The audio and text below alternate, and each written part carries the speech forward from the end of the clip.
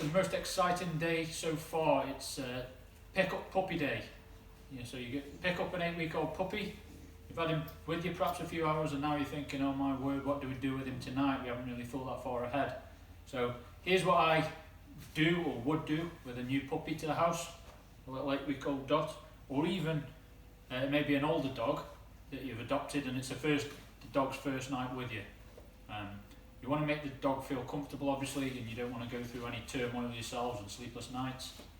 So what do you do, what don't you do, and what I would do? So let's discuss that. So first thing that I do, or when we get a pup, is get the pup straight away, get him used to being in the cage. Don't have to lock the door. You can leave the door open and just feed him while he's in the cage, or play with him and tickle him and praise him.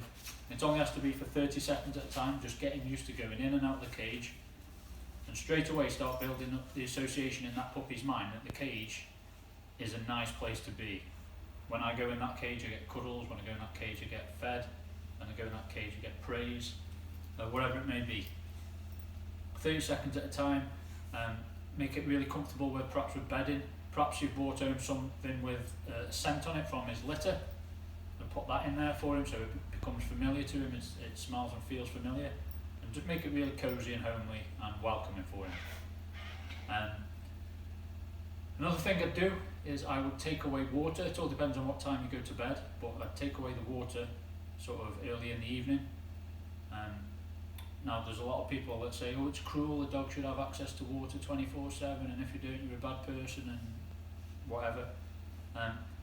The way I like to consider things is look at nature. You wouldn't see a pack of wolves or a pack of wild dogs in nature next to a river or a stream and getting up every 2 hours and going for a little drink. To get most of the moisture from the food, because they eat meat, and they'll just top up with a bit of water, and these guys barely drink any water. We leave it down. Now they've got access to it pretty much all of the time, but when Firm was a puppy, we used to take it away at 7 o'clock, and then we moved it later to 7:30. So we took that away from her just so it wasn't filling up a bladder and building any pressure. Look back in a few of my other videos, I'd take Fern out for a wee and I show you the wee that she does is only literally tiny. So they've got tiny little bladders, and we want to be helping them as best we can. We want to be helping them to build the muscles that control weeing and bladder control and stuff as well. And if we're giving them free access to water, we're not really helping them there, we're perhaps hindering them. So I take away water. We still go through the whole taking her out for a wee or a poo every 20 minutes and praising when she does and all the rest of it, like in my other videos. And we do it finally before bed. So right at the very last thing before bed, I take her out and we go through the whole procedure. What I then do is then I will get all my shoes ready and leave them by the door. I'll get the key ready, I'll get a torch ready, I'll get a lead ready, and leave it really handy by the back door so I can just slip them on and get straight out there.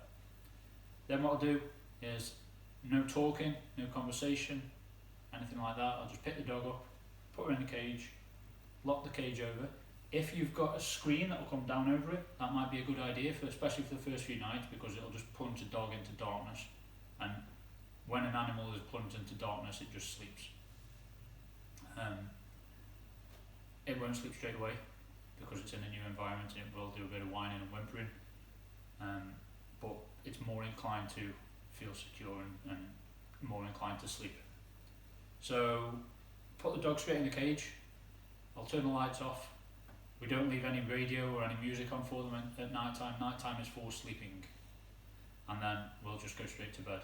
I don't have any conversation. My wife, every single night says, "Night night girls, night night, we're going to bed now, see you in the morning," goes through this whole routine. Makes her feel good, so be it. It means nothing to the dogs, and I don't do it because it's to go to bedtime, it doesn't mean anything. So we then go to bed. Now we're very lucky in that the room we're in now is at the back of the house, and we've got a very long house, and we sleep in the front of the house upstairs, so sound doesn't travel, so the dogs could be making all sorts of noise and we wouldn't know. if you're not that lucky, if you live on the same floor or wherever it may be and you can hear the dogs might make quite a lot of sound.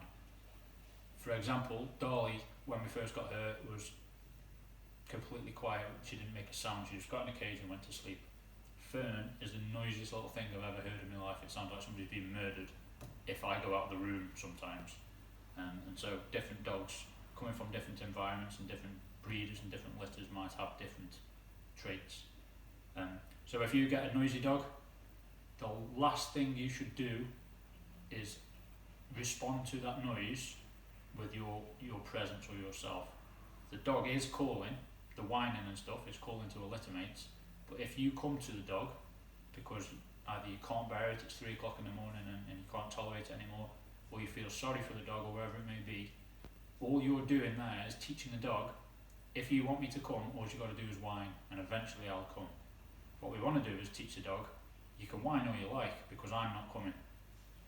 And eventually the dog will learn. If you go for the second option, the dog will learn, well, nobody's coming, so I may as well just go to sleep.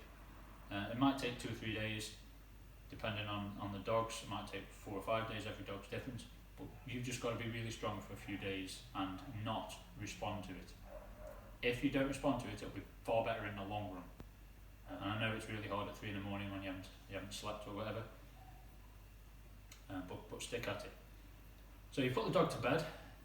You might have heard of whining and whimpering or wherever it may be, or howling the house down. It might be worth beforehand mentioning to any neighbours that we've just got a new puppy. I really apologise for any noise.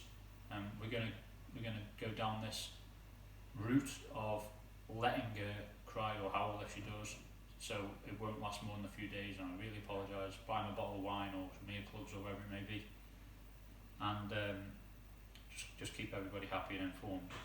So you put the dog to bed, you've ignored the whining, but what you want to do is set the alarm, so set your alarm to wake up during the night several times to come down and put the dog out.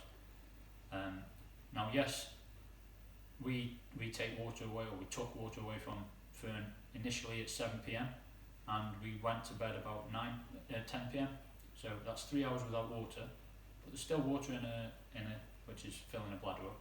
And if you think about what we or urine is there for, it's for your kidneys to get rid of waste products out of your body, not just to flush water through your body.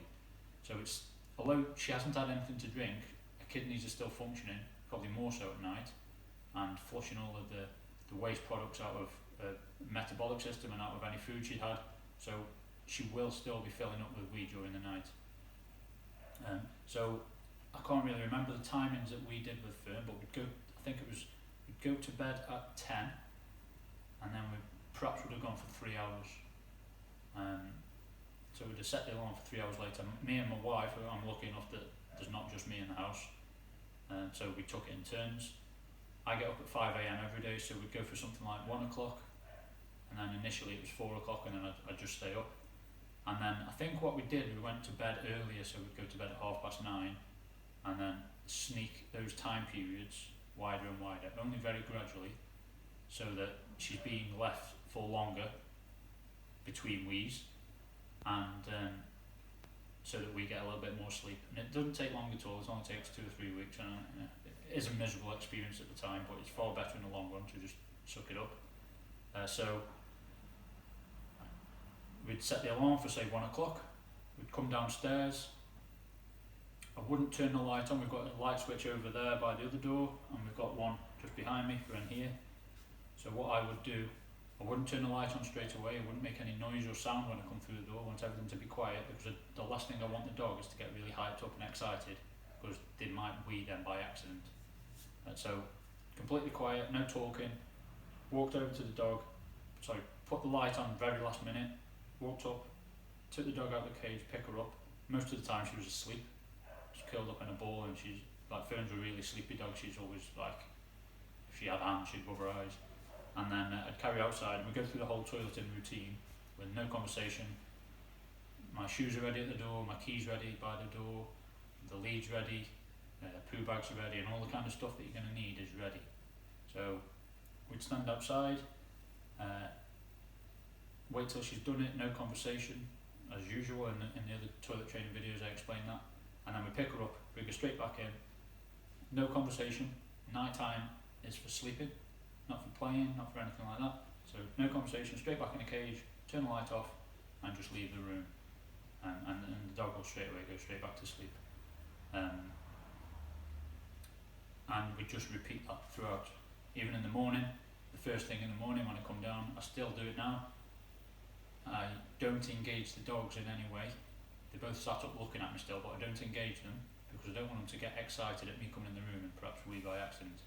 Especially having bitches. Bitches do wee in submission sometimes.